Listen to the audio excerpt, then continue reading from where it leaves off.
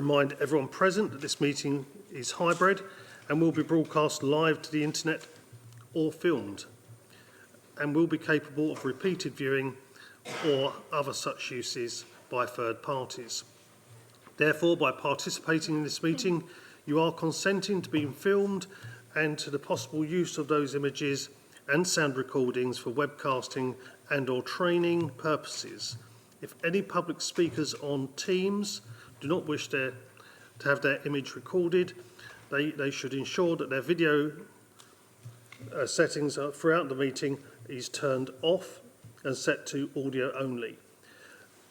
Please be aware that if there are technical difficulties during this meeting, the meeting could result in being adjourned.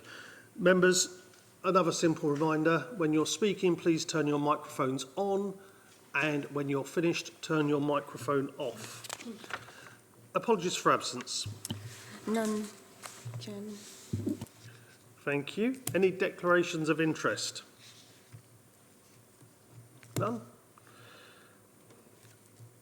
Minutes of the last meeting, for those who were present at that time, can I take those as being agreed? Thank you. And before we go on to reports for portfolio holders, can I welcome the new members of the Cabinet this evening? That's Councillor Paul Kesker, Councillor Kaz Risby and Councillor Tim Matthews. Welcome on board, and I'm sure you're going to have a busy first meeting ahead of you. So that's good news. Are there any reports of portfolio holders? No? Okay. Public questions or requests to address the Cabinet? Any received? None received. Thank you. The report of overview and scrutiny. Councillor Baldwin, you're online this evening, but you haven't actually met yet for another week or so? Yes, that's right. She's had a pre-meeting this evening, but so we haven't had a meeting. So I will report back after our first meeting next week on 4th of July. Super. 4th of June. Sorry, 4th of June. Sorry. That's wonderful. Sorry, Councillor Murray. Yes, I think I've got a relevant point for this part of the agenda. You did say at the full council we would get it as soon as possible. I think members would really benefit in the scrutiny function if we had a detailed list of what each portfolio holder is responsible for. Any timescale when we're getting that? The information is with Mr Woodall, who will be refining those details, double-checking them, and then circulating the list of portfolio holder functions. Wonderful. If we move on to the first substantive report of the evening, item 8, the Planning Advisory Service Development Management Committee review. Councillor Kesker, welcome. Thank you, Chairman. Yes, in at the deep end here. However, I have read the report in detail, and I will be making some comments, but I think it would be best if I left notes on this by our two senior planning officers who know much more about this than I do. Thank you very much, Councillor Kesker. Thank you, Councillor Kesker. I was going to take this if that's okay. So, as stated by Councillor Kesker, this item relates to the PAS committee review that was undertaken earlier this year. The review was undertaken in direct response to concerns around the quality of majors. So members may be aware that there are several performance measures for the council that are drawn up by central government, and one of these is the quality of major applications. So this is an assessment of the number of major planning applications that are refused and subsequently allowed by the Planning Inspectorate. So the acceptable threshold for the level of appeals allowed is quite low, it's 10%. So the last assessment period that Epping Forest, for Epping Forest was at 9.8%, so very close to this threshold. So if the council does go over the 10%, then there is a threat of special measures, which has several ramifications. This includes applicants for major applications have the option to apply directly to the Secretary of State. So some of the issues with this is that the fee would go to the Secretary of State. We lose out on the fee for that application, but actually we still have to do quite a significant amount of work.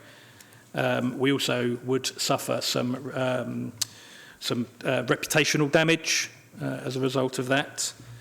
So therefore, PAS offered to provide support for this issue, specifically with regards to reviewing our committee procedures and our delegated authority. So this review included interviews with key stakeholders. They watched some samples of various committee webcasts. They held a workshop with officers and certain members, and they reviewed our scheme of delegation, our committee reports and various minutes. They then provided the review document to us in March 2024, which is included in the agenda. Hopefully members have all read that. So this document lays out a number of conclusions and concerns and makes 7 recommendations, which are all laid out in full on pages 3 to 5 of the document. However, I'll quickly summarise them. So recommendation 1 is to reduce the number of committees to preferably 1, but a maximum of 2, with between 9 and 12 members on any one committee. Recommendation 2 is to review the scheme of delegation to ensure that only items that require scrutiny in public are considered by the committees. Recommendation 3 is to prepare a new set of protocols for the new committee arrangements. Recommendation 4 is to incorporate an opportunity for a legal officer to be present at all committee meetings. Recommendation 5 is to reintroduce a report on performance as a regular item on the committee agendas. Recommendation 6 is to implement a programme of training for both officers and members. And recommendation 7 is to schedule regular meetings between the committee chairman and the head of development management. So given the threat of special measures on this quality of major applications, plus the government is seeking to reduce they have reduced the planning guarantee for non-major applications. So that's the point at which, if we don't make a decision, applicants can request their money back. The council do have to review the committee process and their delegated authority in line with the PAS report. Failure to make the necessary changes will put the council at significant risk. Therefore, officers are recommending that 1, the Cabinet accept the recommendations of the PAS report. 2, that delegated authority is given to lead officers and the portfolio holder to implement the required changes, engaging with relevant member committees as appropriate. And 3, that Cabinet agree to reporting relevant planning KPIs to overview and scrutiny and planning committees. So as part of recommendation 2, which is to implement the changes, officers are seeking to arrange an all-member workshop on the evening of the 19th of June to discuss options for the required changes in order to agree what will proceed to the Constitution Working Group in July and full council in August. Thank you. Thank you very much, Mr Courtney. Councillor Kesker. Thank you, Chairman. Well, I think clearly the Cabinet wished to proceed with with what we call updating our system, and I certainly have no problem with that. I do have a number of queries as to how it would work. But I think before we get to the 19th of June and the point at which we have an all-member council meeting, which would take the form of a workshop rather than a more formal setting, there are a number of issues that would need to be thrashed out. There are certain items amongst the scheme of delegation. There is what is meant by best use of officer time. There's clearly a 2-committee system would remove some of the more parochial elements to our decision making, but would also mean that some local knowledge would be lost, and I can see perhaps more requirement for site visits. But that is something that can be managed, and we can talk about that. And if the Cabinet is happy to leave that to me and the senior planning officers, we can work our way through that. We do have a rather peculiar system, as you're aware, of referring items continuously upward, which no one else has. And I did notice in the PAS report that they compared us to a number of other councils. But quite a lot of those councils are differently structured in that they're a place with one large town and some satellite small villages and so on around it. We're not in that condition. We are a number of individual towns that make up the district. So I think we've got to be aware when we're putting together the details that this is we are not the same as some of the other councils that they have said to us. I did query one thing they said there. That they said one of the chairmen allowed clapping. Well, we don't allow clapping, but I'm not entirely sure how you can stop clapping. We don't have security officers standing behind everyone with a rubber truncheon and saying, if you clap, we're going to do something to you. You have to regard their good sense. So I'm not entirely sure how we could be said to be allowing clapping. But we do have some lively meetings, and we do have people who have strong views on a lot of planning issues, and that's not going to change, even if we alter the structure. So if the Cabinet is happy to leave the senior planning officers to put forward a number of suggestions, with myself as portfolio holder, I will make sure that the Cabinet is informed of any updates as we go forward. Thank you. Thank you very much, Councillor Kesker. I've got Councillor Holly Whitbread, first of all. Thank you, Chairman, and thank you to Councillor Kesker for his first report to Cabinet and to the officers as well. And I can certainly see why this piece of work is necessary and important, but there's 3 key points I really wanted to make. I do believe that local say is really pivotal in planning. I think sometimes there is the danger that local say becomes political, but what I would hate to lose is the opportunity for both residents and councillors to have an opportunity to reflect their local knowledge, whether that be as a representative to the committee or through membership. So I think retaining that level of local say is really important. Expertise is also really important, and I think that goes for both members and officers as well. It's really key that all members do their training, and I think we've had a number of issues with that on planning. It's also really key, and I know our officers are completely professional, that the reports are absolutely right. I know I had a case that I've been really fighting for in Epping in Crows Road, where there were a number of papers which weren't quite right, and actually for us to put faith in officers, we need to make sure that the reports are entirely accurate. So they're the 2 main points I wanted to make, and I think it is key that we make planning decisions efficiently and correctly. And it's right that the Constitution Committee and the Council look at this, but please let's make sure that we have that local say and expertise balanced correctly. Thank you. Thank you. Councillor Williamson. Thank you, Leader. As the previous portfolio holder, I've followed this all the way through, and I can see a lot of merit in the majority of this. I think it has to be the way to go, bearing in mind that we're $1 million overspent every year on this particular item. That there is the increase in fees, which may bring some of it back, but we still have a big gap to close, and a lot of officers' time is spent getting ready for these meetings. I think it is absolutely the right way forward. On the local issue, we have to ensure that ward councillors can speak at every application that comes before whatever committee structure we have. I think that's all I've got to say on this. I think it's a good piece of work, and it must be the way forward. Thank you very much. Councillor Janet Whitehouse. Thank you, Chairman. I agree with the points that Councillor Kesker has made, and but I did just want to pick up a couple of points in the report.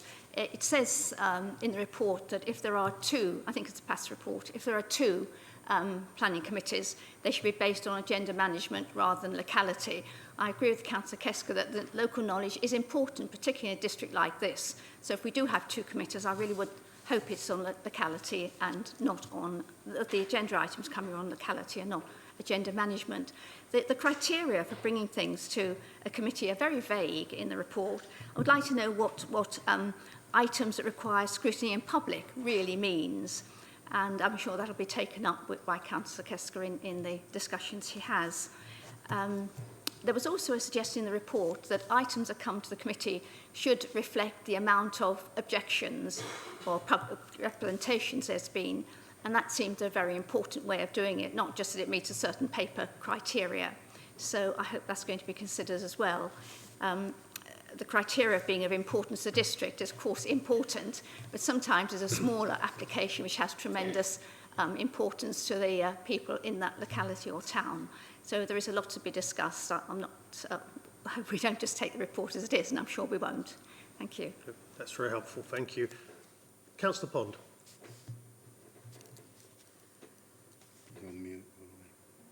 You sound wonderful, Councillor Pond. Can you hear me?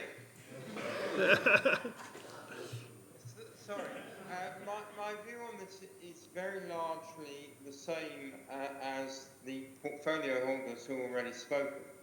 I said to the PAS when we had a seminar with them that I believe one of the long-held and strongest aspects of planning in Epping Forest is the local structure and the ability of people to make points firmly and competently, I hope, in respect of their local areas where they have the knowledge and particularly the micro, someone used the word parochial, but the micro-local knowledge.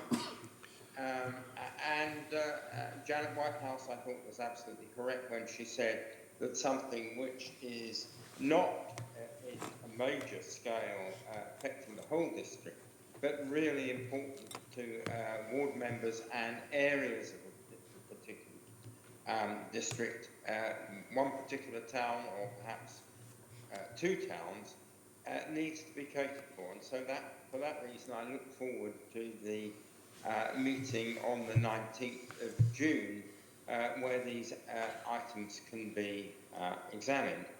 But it did strike me that I think one committee is far too small, but two committees might be divided on the basis of major applications and minor applications.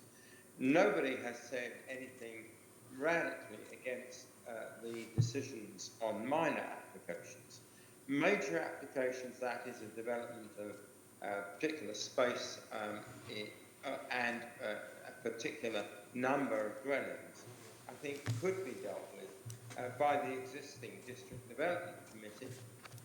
But I do agree that legal knowledge and legal advice is often welcome. But the decision is, after all, that of members as the local planning authority. And as inspectors very often say, when these things go to appeal, it is the right of members to judge planning applications on the basis of the national planning policy, the local plan, and their local knowledge as a representative. So I'm content for this to go forward, particularly through the Constitution Working Group and the member workshop. I do think we need to aim at smaller committees. The plan self, for instance, with all members for the three towns sitting on it, is absurdly large. And there's no reason, in my view, that we shouldn't go back to the system before 2009, when these were selected on the basis of a number of members, but not every member for an area. Leave it at that. Happy to see this going forward. Hope it can be modified and service better. Thank you very much, Councillor Pond. Councillor Brooks. Thank you. Just to, I won't repeat, because I think my colleagues and Councillor Holly Whitbread has already made the point about local knowledge. I think one of the things that I'm pleased this report draws on, because I think we've sometimes been lacking on it, is the legal advice, really. Because though most members do training, some are much better at others at taking things on board, and I think we could have done with that sometimes. The other thing that I felt strongly about, and Mr. Richardson knows this because I've told him, is that some officers are better than others at virtually presenting, and there isn't any substitute really for someone knowing what they're talking about as a planning officer being actually in the room, because sometimes the connection's bad, etc. And I would support the idea of two committees, like my colleague, Councillor Pond, as long as there is still the provision for ward members to bring something to consideration. I think that's an important part of a local councillor's function. And some of those other authorities in the report don't all have the constraints of you know, the tight greenbelt issues that, you know, often bring things to our committees. Thank you. Thank you very much, Councillor Brooks. Councillor Sunga. Thank you, Chairman. The recommendations, the 7 recommendations, I think much of that's been covered. What I really wanted to hit home on is the legal advice that we get at planning committee meetings is really, really important. A lot of the times our officers are put in a situation where they're having to come up with excuses for reasons for refusal. And I sometimes cringe at that because it's a live meeting. So I welcome the recommendation there where it says the role of officers in recommendation 3 is really important, because there's also the training element as well within these recommendations, where members, like Councillor Holly Whitbread said, is to actually learn exactly who does what during the meeting. So when members come up and say, could you tell us what reasons we could refuse that application? Well, actually, it's for you to come up with that reasons. The other thing that I think is really important is the site visits. I mean, how many times have we been asked for a site visit on the day, and there's been people that have come along to the meeting to make representations, then having to sort of go back home on the day itself. So I think the fact that there's a recommendation there saying that the chairman has a briefing and about arrangements for site visits, that should be done well before the meeting itself takes place. So all in all, I think it's a great, the 7 recommendations are great. I can't see any reason why we can't move that forward. Thank you. Thank you very much. Councillor John Whitehouse.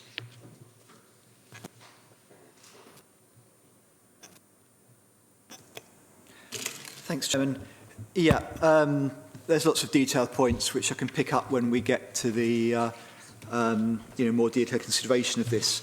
But the broader point I wanted to make was that the stimulus for this, according to the report, was that we came very close to designation because of the forms for major applications. It then leaps to saying there's a committee review. It doesn't actually link the coming close to designation to outcomes from planning committees. I mean, there may be good reasons to review planning committees, but there's no analysis of why we came close to designation. And of course, the planning process is more than members sitting around at planning committees. It embraces the pre-application discussions with developers. It embraces, particularly with appeals, the performance at the appeal itself, the preparation of the written statements, the presentation and use of specialists at appeals and so on and so forth. And that whole area of work and area of stuff the council does that affects the council planning performance is utterly missing from this report. I mean, is there another bit of PAS review that covers that we'll be seeing later? Or where's that bit of work being picked up, please? Thank you. Mr Courtney, do you want to come in on that? 'Cause I thought it was quite a comprehensive report with linkage there, but I take the point. I mean, that is the extent of the review. That is the report we've had back from PAS. So there's nothing else from PAS that we can share. I mean, me and Nigel have done a lot of data collection. We've been looking at obviously our quality of majors. We've been reviewing which ones got overturned and things like that. So certainly we can bring some of that to the workshop in June and sort of what those figures look like. So I have got some of that here, but probably not in a format to share at this stage. But certainly in June we can bring that. But we haven't had anything else from PAS. That's everything we've had. Thank you. Councillor Lee. Thank you, Chairman. I've listened to what everybody said, and obviously local knowledge is really important. But I think one of the problems, we don't get enough proper training so that we can understand exactly what's what. And also, often we're in a meeting and we're told, no, you can't build on this because it's Greenbelt, or you can because it's Brownfield. That is not clear. As far as I'm aware, that if something's been built there before and there's all concrete and everything, it can't be classed as Greenbelt. But sometimes that's what it says in the report. So I don't understand that. So I'm sure if I don't, there's a lot of other people who can't understand why one field is told it's Greenbelt and one thing is told that it isn't. So I don't think that's very clear, but I think we need to have proper training so that we can then make the decision. And obviously, we still need to be able to call something in, because I haven't read the report, So I have to just say that's my own views. Thank you, Councillor Lee. Mr Richardson. Yeah, I mean, the comment I would make, of course, the experts in the room, that's the planning officer. The planning officer is the qualified planner. Officer's written the report, the recommendations in there, and the information's in there as well. So, but I do take on board what was said about perhaps officers requiring some training as well. I mean, let's be honest, for a lot of planning officers, it's very daunting to be here presenting and speaking in front of members. You know, you feel like you're in court here. So I think a lot of them do feel quite nervous. Of course, that over a period of time, you gain more confidence. So I think it's good that we do allow officers to present. But I agree. That's part of the recommendation, isn't it, to implement training for officers as well as members. And it may well be we need perhaps some specific little training chunks, little bite-sized training on Greenbelt, as Councillor Lee has referred to, and that may be something, you know, we could do as officers. I think that would be benefit all round. Absolutely. Thank you very much for that, Mr Richardson. Councillor Kesker, anything you'd like to add in final comments? I don't think so, thank you, Chairman. I've made a note of the points raised by councillors, although I notice Councillor Jones would still like to add something. And I will take those forward into my discussions with officers and have them hopefully presented in a useful way when we get to the 19th of June. Thank you. Councillor Jones. Thank you. Sorry about that. I agree with everything that's been said. I actually read the report. I found it actually quite interesting, and I think this is an opportunity really for ourselves to really look at our own systems, both from an officer and member point of view. Looking towards the training, I just wonder if there could be some combined training so that I know it's difficult, and I can see Mr. Richardson's face, but possibly if I just thought that possibly if the officers worked alongside us as members, we may not be quite so intimidating when it comes to meetings. I fully appreciate it is difficult. I would, however, add that sometimes members find the whole thing quite intimidating as well. So perhaps some workshops, training, where officers could attend as well and see us as people rather than the councillors might be a way forward. Thank you. Brilliant. Thank you, members. I think that was a useful airing of this report, and I think that was really important to do. Most importantly, is that when we come to the special members workshop, I want it to be treated like a full council arrangement for attendance. I think it's really it's as important as training for members to be there to have their initial thoughts heard, as we've heard this evening from the members present. So I've asked for that to be very well publicised amongst members to make sure we get the best attendance possible. Then it will come down to the Constitution Working Group to get the nuts and bolts of the new arrangements right. The most important thing is we want to keep control of our planning, because no one would thank us if we lost control of it. So, members, I'm going to take the recommendations individually, in particular the first one. The Cabinet accepts the recommendations of the PAS report. Can I take that as being agreed? Agreed. Thank you. The second recommendation, the Cabinet agreed to delegate authority to lead officers together with the portfolio holder to implement required changes, engaging with relevant member committees as appropriate, as we've set out this evening. Is that agreed? Agreed. Thank you. And then item 3, the Cabinet agrees to the reporting of relevant associated planning KPIs to overview and scrutiny and planning committees for monitoring purposes. Can we take that as being agreed as well? Agreed. Thank you all very much. And we look forward to moving that quite quickly. I think it's very important by the autumn that we have the new committees in place. Mr Richardson. Really quick, just we didn't mention this, but the Planning Advisory Service would come along to that workshop as well. Yeah, even more reason why... Maybe on Teams, but they'll be there. Yeah, but that's even more reason why we need it to be widely publicised and to make sure members are present. In fact, the good thing is we've got most of the major groups represented here this evening, so it'd be good if they can make sure that their members do attend, so PAS can see that we're taking this seriously as well. Thank you all very much. If we move on to the next item, which is item 9, the East of Harlow Master Planning Guidance Supplementary Planning Document. Councillor Williamson. It's me. Oh, it's not. It's still you. Oh, yeah, of course. Apologies. Apologies for that. Yeah. And then there were 3. Okay, so the East of Harlow Master Planning Guidance Supplementary Planning Document, or which is referred to as the SPD. The East of Harlow Master Plan site identified in the local plan allocates 750 homes in Epping and 2,600 homes in the Harlow districts. These homes are accompanied by key infrastructure such as the new Princess Alexandra Hospital, 3 schools, 2 local centres, primary healthcare provision, green public spaces and a sustainable transport corridor. The document provides guidance for a developer master plan on all of these important pieces of infrastructure, along with guidance on design and stewardship. This is to ensure that the forthcoming master plan reflects the vision shared by the Garden Town partners.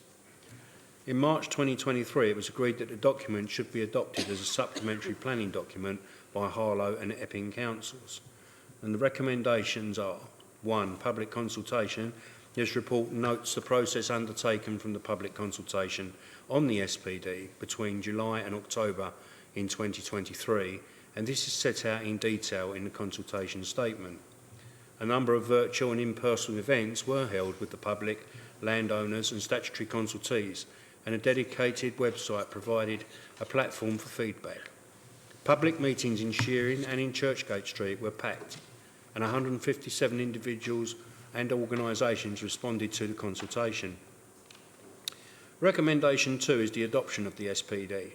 The second recommendation is to agree that the SPD is formally adopted.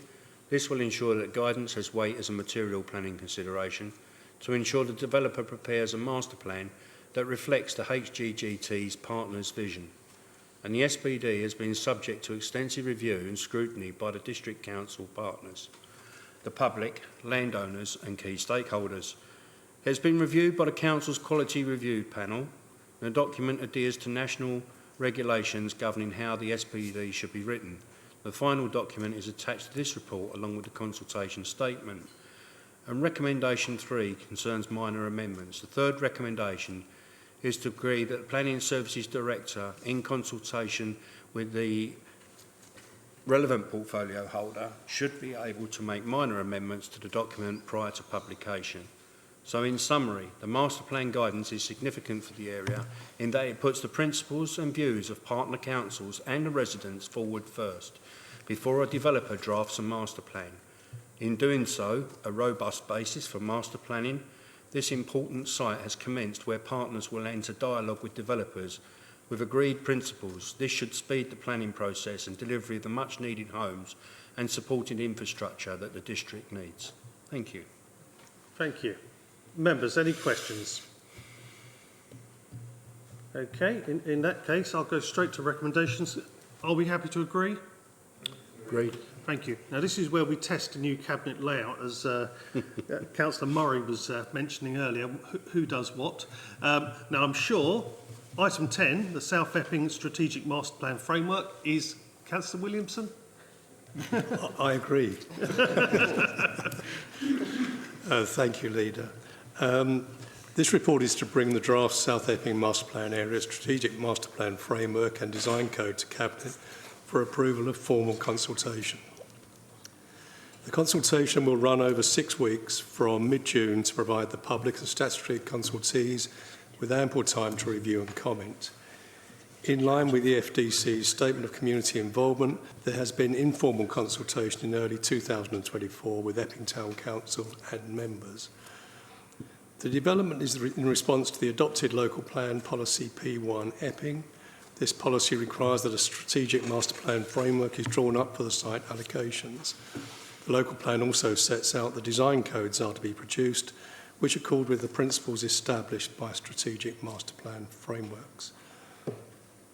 The South Epping Master Plan area is allocated for a minimum 450 homes, a primary school, community space, a suitable alternative natural green space or SANG, a bridge over the central line linking the 2 sites, and appropriate provision of health facilities.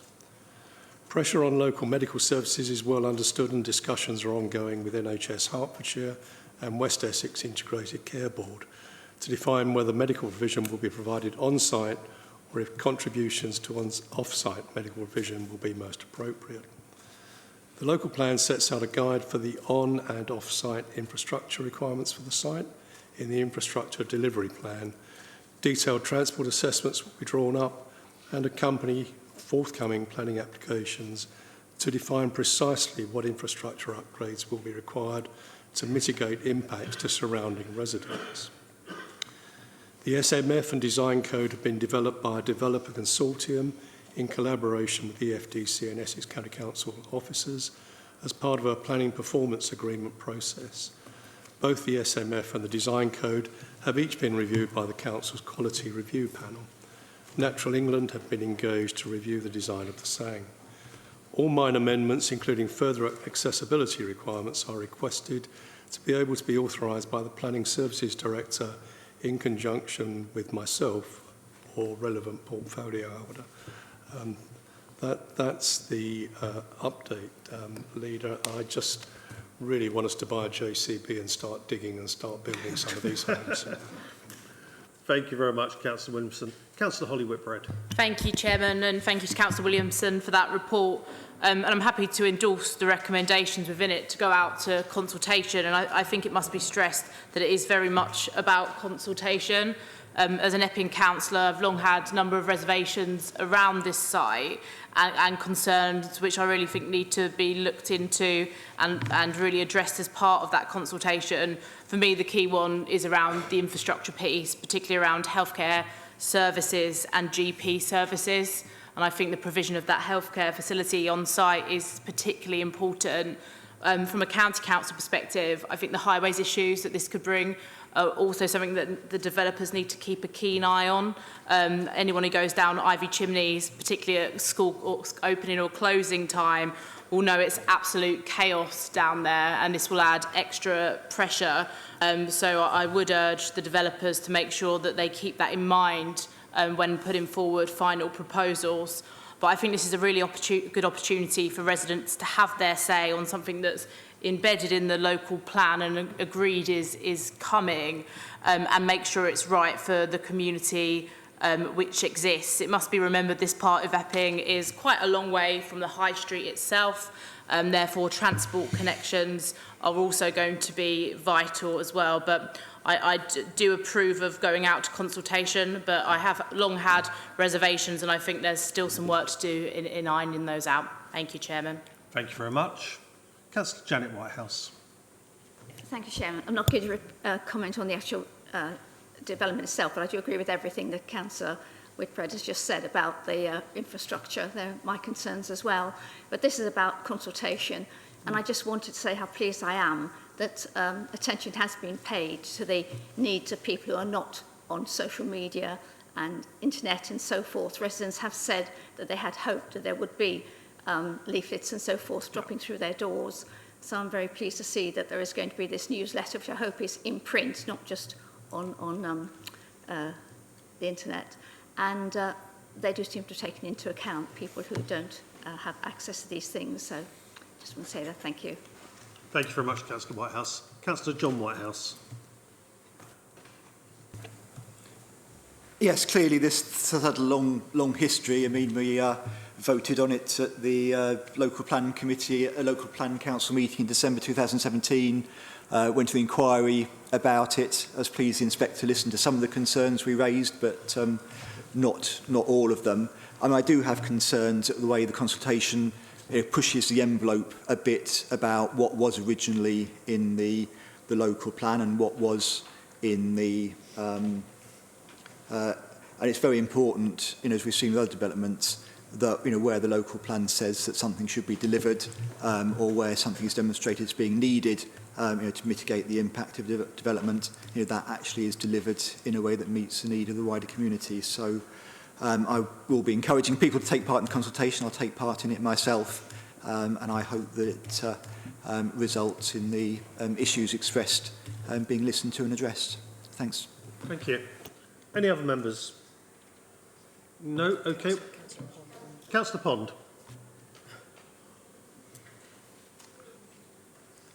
Councillor Bond, you're still on mute. Halfway through your speech. Don't know what happens there. I just wanted to make two or three points in concurrence with Councillor Holly-Whitbread and Councillor Whitehouse about the need for adequate infrastructure, road infrastructure and pedestrian and cycling infrastructure in conjunction with this development.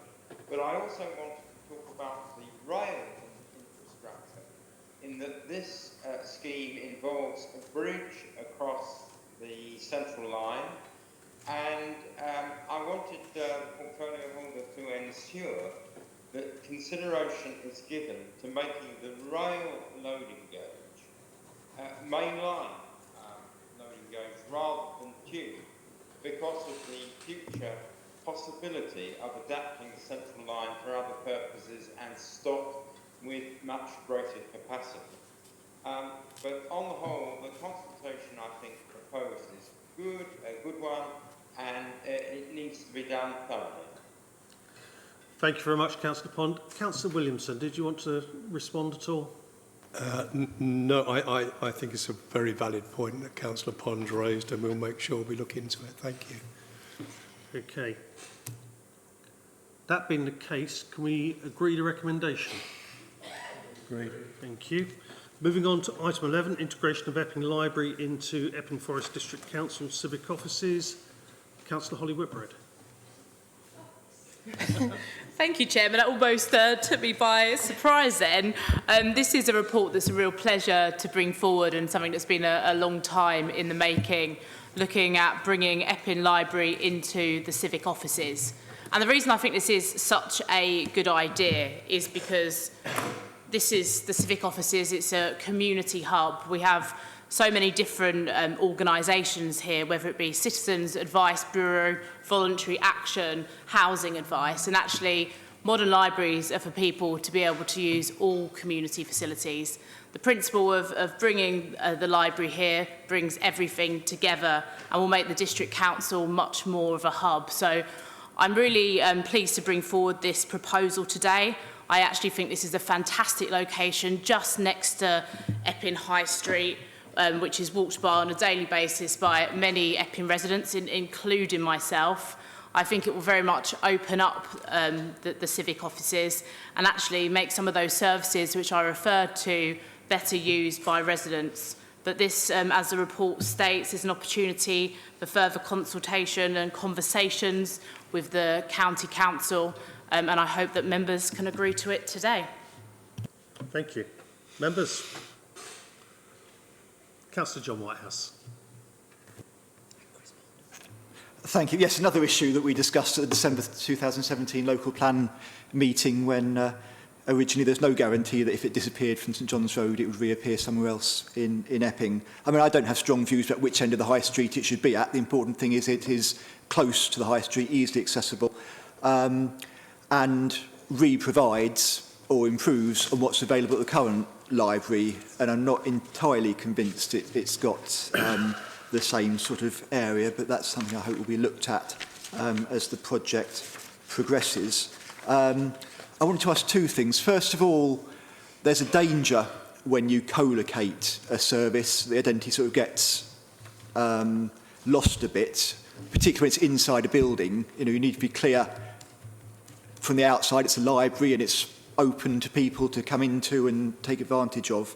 You know, we've seen at Debden College where co-locating a library has made it sort of more difficult to access, and that's partly due to things like signage from the outside. It's not obvious there's a library inside that building.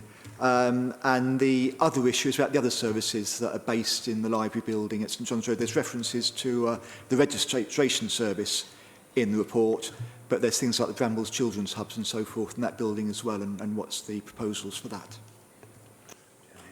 Thank you. Councillor Janet Whitehouse, and then we'll mop up afterwards. I thought when I first read the report that it said there was a plan attached, but there isn't. I wonder if you could provide us with a plan, or perhaps just briefly tell us now exactly which bits are going to be used and what for, because it's not clear from the report. Councillor Holly-Whitbread. Thank you, Chairman. And I believe there is a plan within the documentation.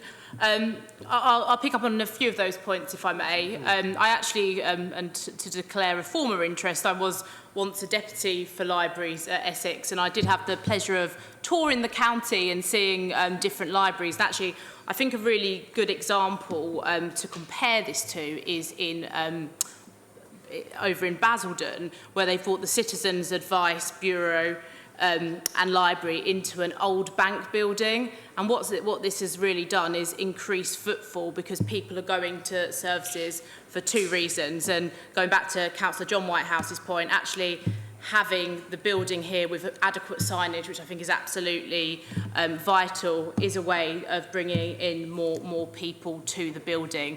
And I would stress we do need good signage outside the building and throughout the town, directing people in the right direction.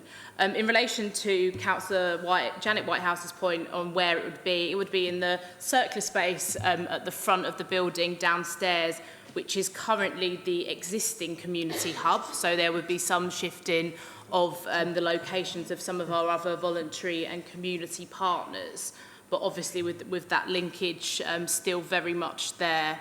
In terms of other services, I still believe they're still in negotiation with the registrars and also the children's services as well. I don't know if Jen Gould wants to comment on that further. Jen. Yeah, thank you, Chairman. Yes, we are talking to the library about all of the other services that are being provided within the library space at the moment, and there are some options that we can talk about for them to also come into the building. And as Councillor Whitbread said, the library is going to be located, or the proposal will be for the library to be located in the whole of that ground floor. So we will incorporate the community hub and the library together with our welcome desk. So it will be very obvious as you come into the building that that is also a library. Thank you. Councillor Murray. So I just wanted to clarify, Chairman. I realise this is more of an Epping issue. We've had our own disaster in Loughton as regards our library, because the county has given its own planning permission for something that's absolutely deplorable, but that's another issue. This is a done deal then, and really the Cabinet recommendations are basically the implementation of the detail. So it's not a discussion of principle about whether this is a good idea. If we take it further tonight, we're basically saying, yes, we're going to do it, and it's just a discussion of looking at the details of how we do it. Is that my understanding of the recommendations and the report?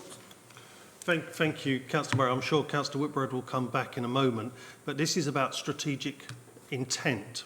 This is not an agreement that it's done as a done deal as such. There's still ongoing negotiations, as you just heard, around the registrars and around other services as well.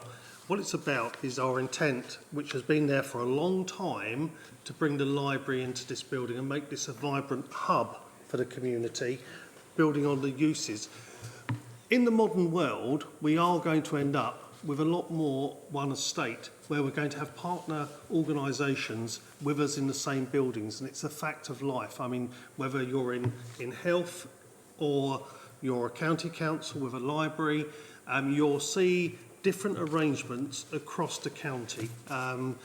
In fact, if you look over in Petsy at the moment, where they're looking to do something with the health authority, there's an awful lot of things going on. But the most important thing is to make public buildings efficient and reduce footprint for carbon issues as well. And that's what we should be doing. But this is a strategic intent, a direction of travel. It's not the final decision.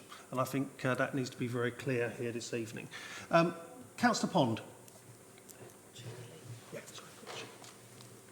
Thank you. I beg to declare an interest, Chairman, as an honorary fellow of the Chartered Institute of Librarians and Information Professionals on the one hand, and as a county councillor on the other. I think the proposal, as aiming at a strategic direction, is right. You have said, Leader, maximising the use and efficiency of public buildings is very good both on financial and carbon grounds, so I approve of it.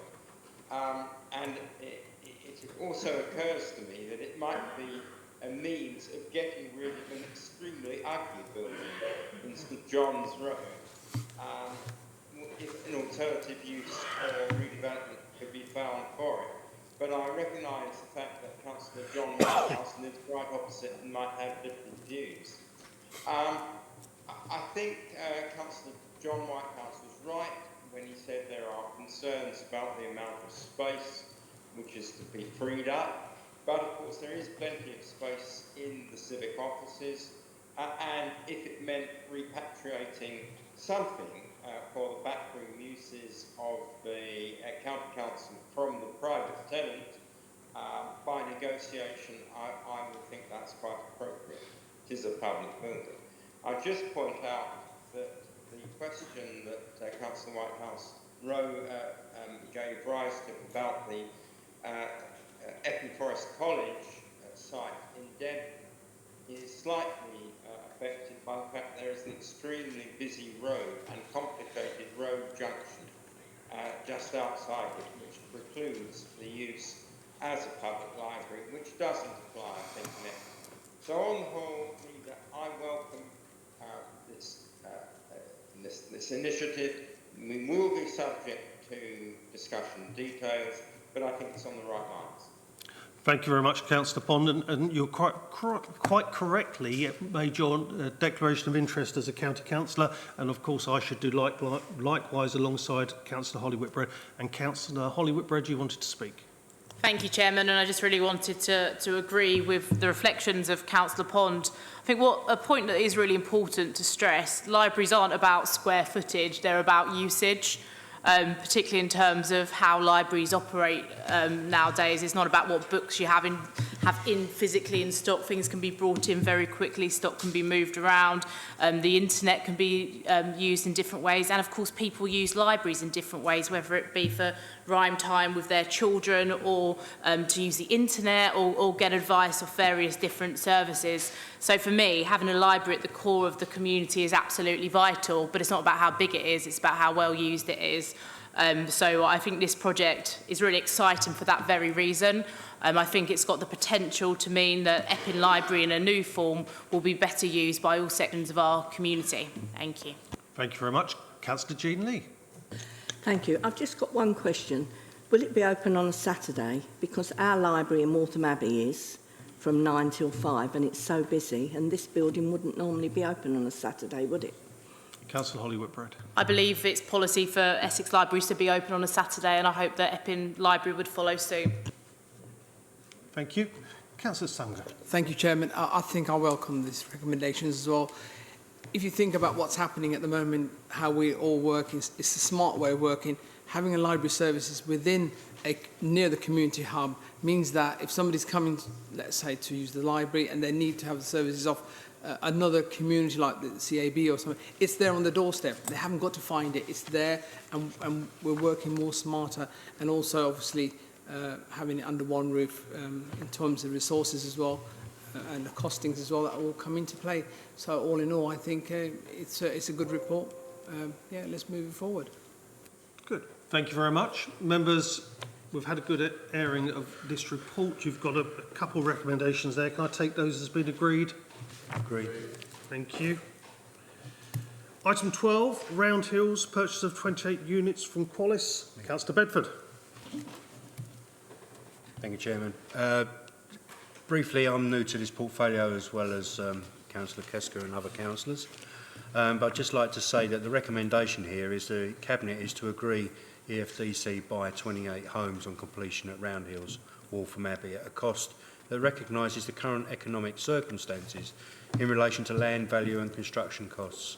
One is being in recognition of the units being of strategic importance to EFDC and meet the needs of corporate objectives, stronger place and stronger communities. If there's any questions, I shall defer these to Ms Gould, who's sitting at the end. Thank you. Members, report before you. Another part of our council house building programme, which is important to our communities. Everyone's very quiet. Councillor John Whitehouse.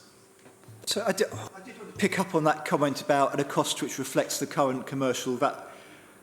Are we talking about Qualis needs the money, so we're paying over the odds for it? Or are we talking about Qualis is making a sort of semi-distressed purchase, so we're paying less than the market value for it, or we're getting an independent valuation from someone that just reflects the construction costs and what the average value... I mean, what's the... I wasn't quite sure what you meant or how to interpret what you said. Jen? Yeah, thank you, Chairman. So when we look at council house build developments, we put them through a valuation tool. It is only a tool and it gives you an indicative value. That's come in at slightly less than the cost of constructing the 28 homes. So that's the difference. Good. Everyone else is very quiet. Members, can we take this as being agreed? Agreed. Thank you. We then move on to item 13, Northfield Airfield, new control tower stroke fire station development and post-Google land sale obligations. No. Councillor Matthews, your first report. Thank you, Chairman. I'm very pleased to bring this report to members this evening. I think all members would agree with myself that actually the aviation activities at Northfield Airfield is not only just part of the identity of North Weald, but also the identity of this whole district. So I think ensuring the future of the aviation activities on this site is critical. Obviously, following the sale of the land to Google, the control tower is currently located in that area. So we will be looking to the recommendations before us are to approve funding for a total of just over 5.7 million to allow us to build a new tower and fire service combined building and to kit it out with state-of-the-art facilities. I was quite alarmed to hear about the age of some of the facilities currently being used in the tower, and when looking to secure the future of the aviation activities at North Weald, I think this investment is going to really shore up that future. And obviously there is associated works with that, and the details are all listed in the report. I'd be happy to take any questions on that. Thank you. Thank you very much, Councillor Matthews. Members, any questions? Councillor Bedford. I think this is an excellent report bringing forward something which demonstrates the council is actually investing in North Weald Airfield. There's been a lot of talk in the past of what's going on about housing, etc. This is the council committing to actually investing in its infrastructure that it actually owns. And we do need the fire station there. Without the fire station in the control tower, we wouldn't have the flying there. If we didn't have the flying, it would be turned into something else. Residents wanted flying. This is our commitment to you as the residents of North Weald, that you actually are getting investment in the area. Thank you. Thank you. Councillor Murray. Thank you, Chairman. I think this is something that's worth supporting. Flying in North Weald is important that we keep it. As the portfolio holder said, it's an important part of our identity and our history, and I welcome these proposals. I did say at full council that I would be keeping a special eye on Councillor Matthews, and as a new cabinet member, he's made a very good start. I'm tempted to say he's made a flying start. Very good, Councillor Murray. Members, if there's no other... Sorry, Councillor Patel. Hi, just a really quick one, actually. I do welcome this report, and I think it's brilliant that we're progressing it and, you know, having the new control tower. Just for the sake of new members that might be listening as well, sometimes, just as a new councillor as well, it seems like Cabinet is talking less on all the reports, but that's because just want to highlight that we've had cabinet briefing before, and we would have raised a lot of our questions beforehand as well, because I've heard sometimes people say, oh, there's no questions amongst members, and that's really not the case. We've done our questions and scrutiny beforehand as well, so just wanted to highlight that. Yeah. Thank you. Thank you, Councillor Patel. Yes, members have done this numerous times. Councillor Morris, welcome. Hi, yeah. So just a quick question on that. So the total cost associated with this is about 850,000. I wasn't quite clear. That's covered by the lease you've given to Google for the data centre? Is that how it's being paid for? Councillor Matthews. In terms of the breakdown of that, I am not fully aware, and I may lean on Councillor Whitbread with that, or our officer down Greeley to give you that breakdown. We have got the breakdown of each section in further in the report, but actually in terms of the money coming in, I believe that is all covered from Google. Yeah.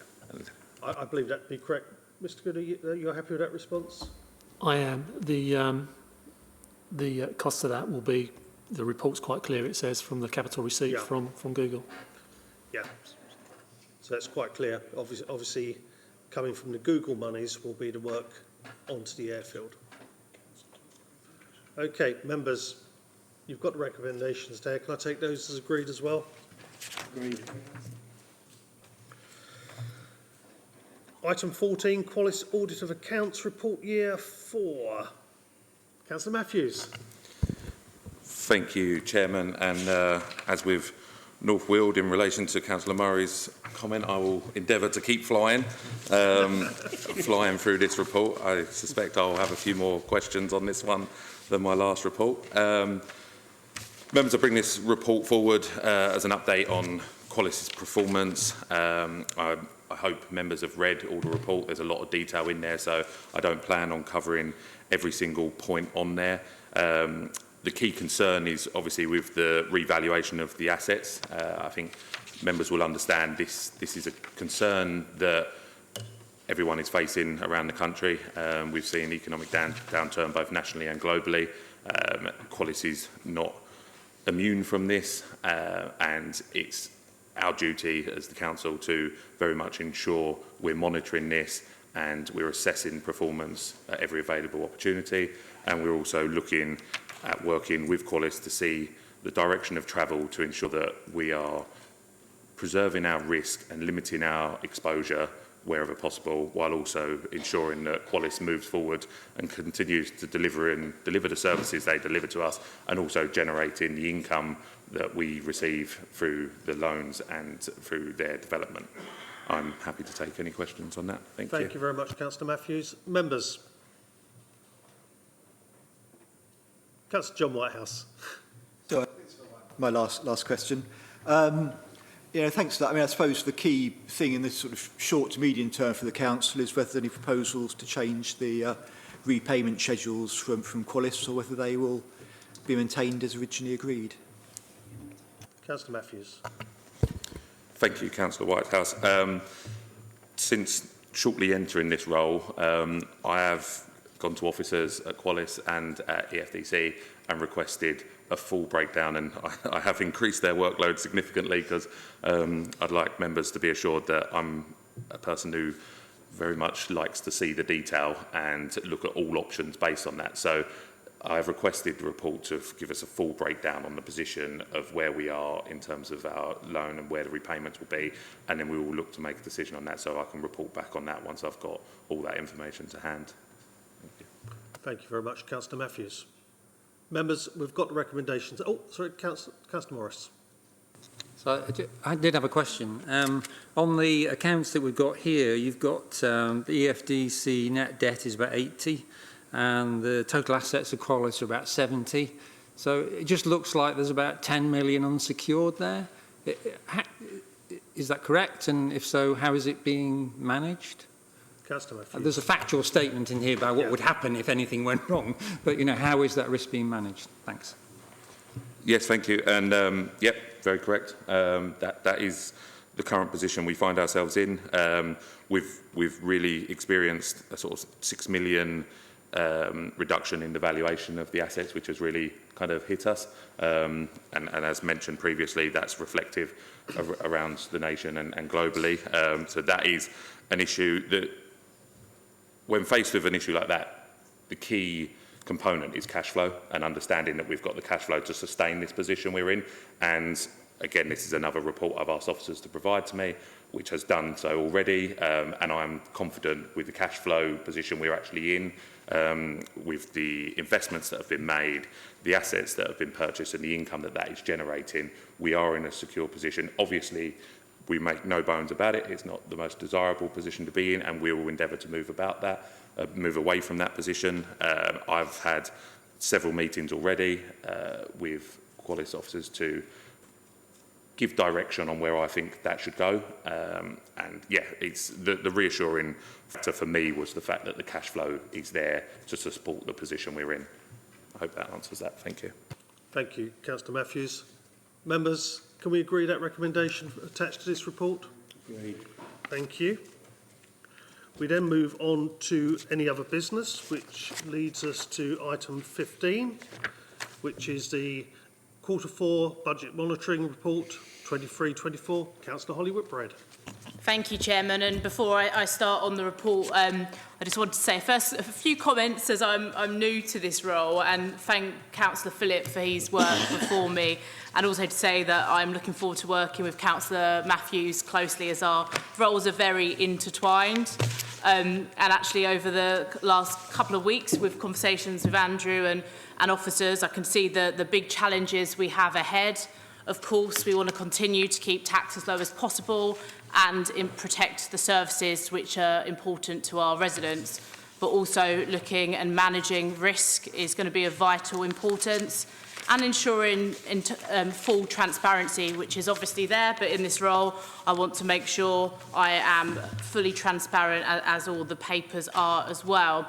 And I think we need to acknowledge this is a difficult time financially for councils up and down the country. You can see in this report, which I'm about to present, that we have many challenges ahead of us, and actually we know that there are no easy answers. I welcomed Councillor Phillips' collaborative approach last year with members and with scrutiny, and I think it's important that we continue in that vein when looking to make difficult decisions moving forward. I also wanted to note that the statement of accounts is now published, which is good news, and I'm sure you'll all be reading it eagerly as well. So just on to the budget overturn report this evening for Q4.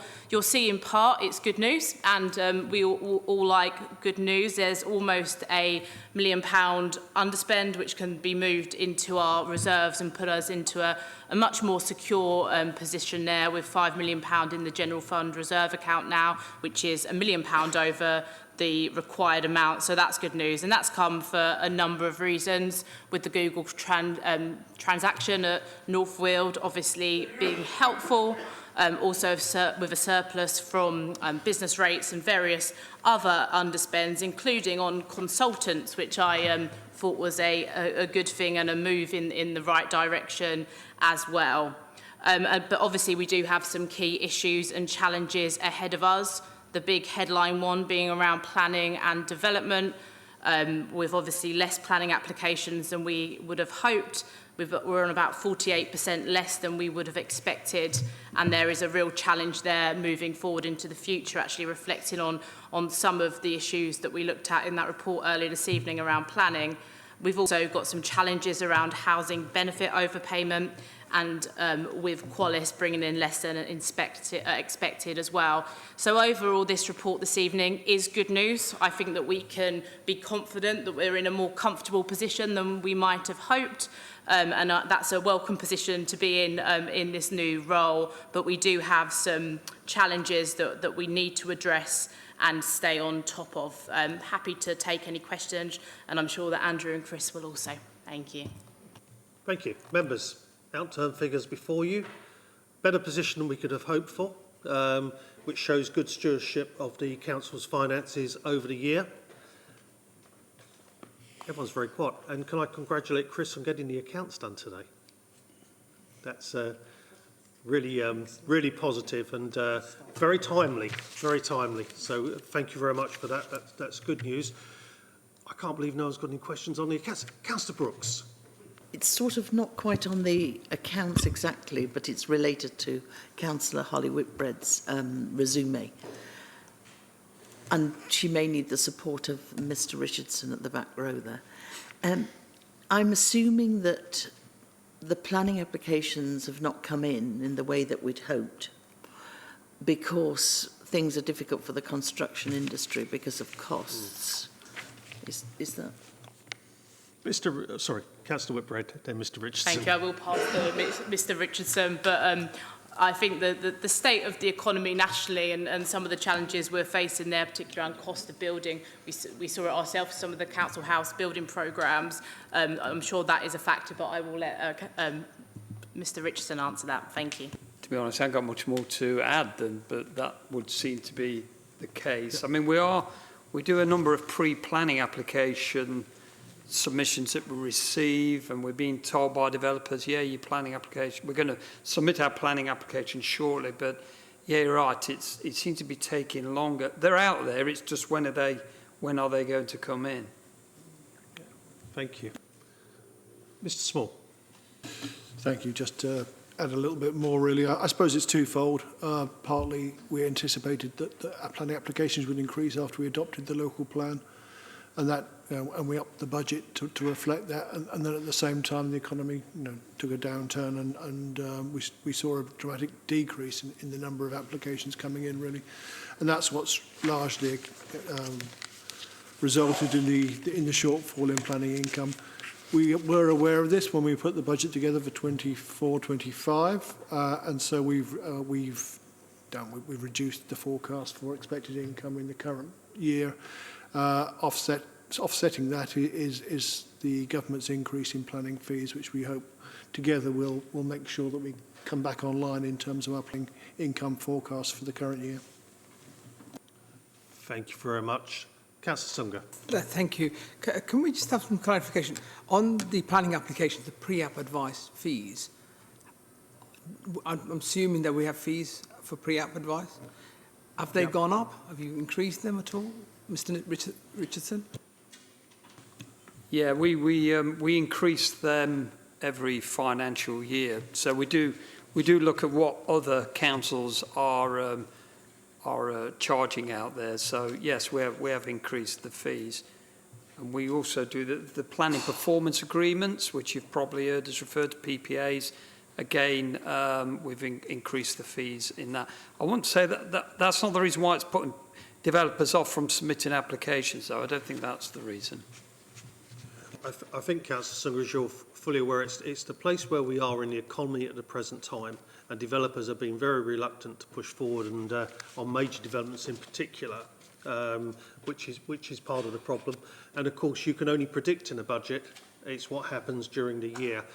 I think the good news is for us is that inflation is now within normal levels, around 2.3%, and of course, whilst interest rates are still at a high at 5.25% for the world that we've currently been living in.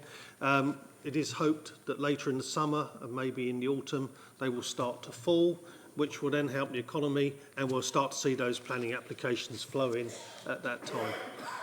Councillor Murray.